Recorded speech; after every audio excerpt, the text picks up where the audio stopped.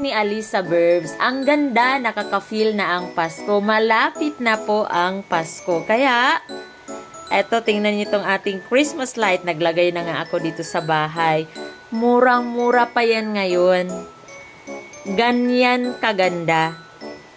LED light na din yung ginagamit dyan, kaya tipid sa kuryente. Ang mura lang yan.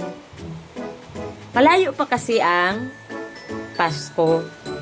Kaya, nabibili pa yan ngayon sa murang halaga. Ako bumili na ako para pagdating ng Pasko, hindi na ako bibili at makamura na.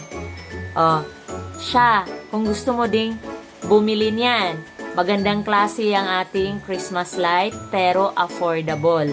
Ilagay ko na lang yung link dyan sa yellow basket para makabili din kayo. Ang ganda nyo, pwede mo pa yung i-change ang color. Marami pa yung variety of colors na pagpipilian. Katulad niyan, oh.